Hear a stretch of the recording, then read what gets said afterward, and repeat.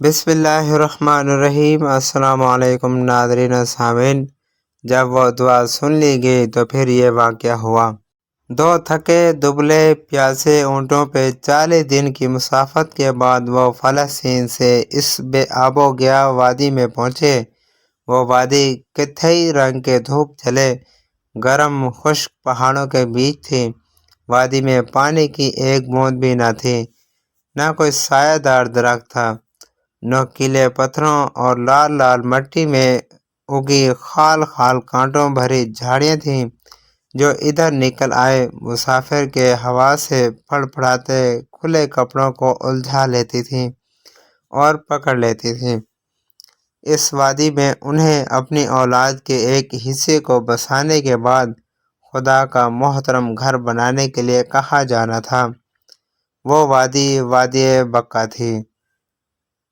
وادی بقا اس وقت تک نہ کوئی گاؤں تھا، نہ قصبہ اور نہ شہر۔ دور دور تک انسانی آبادی کا کوئی نشان نہ تھا۔ وہ تنگ سی وادی سب طرف سے خشک بنجر دھوپ میں کھڑے جلے پہاڑوں سے گھری ہوئی تھی۔ ان پہاڑوں میں 3 درے تھے۔ یہاں آنے جانے کے یہی راستے تھے۔ ایک شمال کی سمت شام کو جاتا تھا، دوسرا جنوب میں دورے یمن کے کنارے تک پہنچتا تھا، تیسری راہ قریب کے سمندر بحر احمر کے ساحل پر کنارے سے ہوتی ہوئی اوپر فلسطین کو لوٹ جاتی تھی۔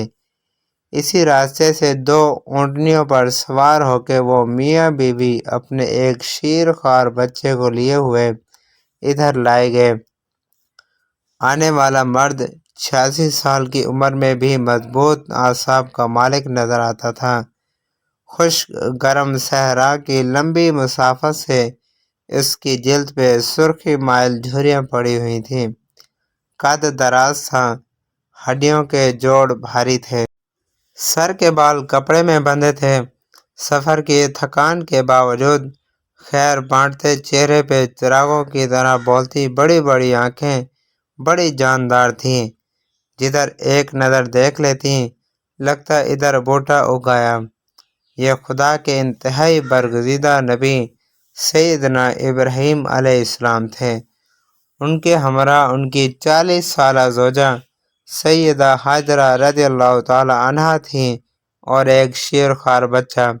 وہ بچہ سیدنا اسماعیل علیہ السلام تھا۔ اسماعیل علیہ السلام کے معنی ہیں سنا گیا، جسے اللہ نے سن لیا۔ پتہ نہیں حضرت اسماعیل علیہ السلام کے والد محترم سیدنا ابراہیم علیہ السلام نے کب یہ دعا کی تھی کہ میرے اللہ میری اولاد میں سے اپنا لاڈلا رسول لانا۔ خدا نے وہ دعا سن لی۔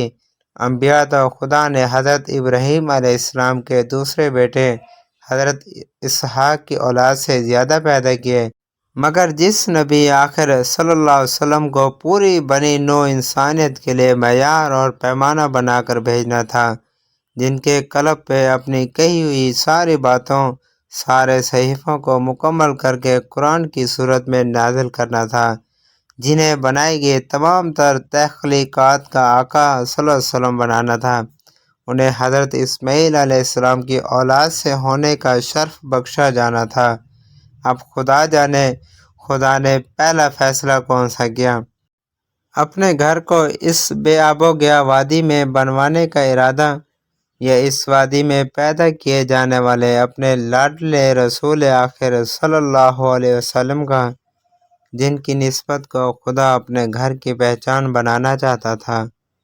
شاید دونوں ارادے ایک ساتھ ہوئے ہوں۔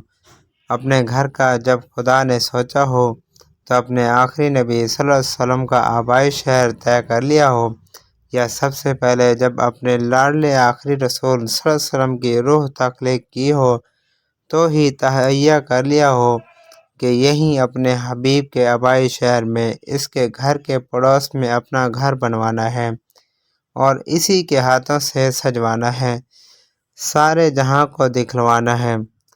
کچھ نہ کچھ کبھی نہ کبھی طے تو ہوا ہوگا، ورنہ یہ کیسے طے ہوتا جو ہو گیا۔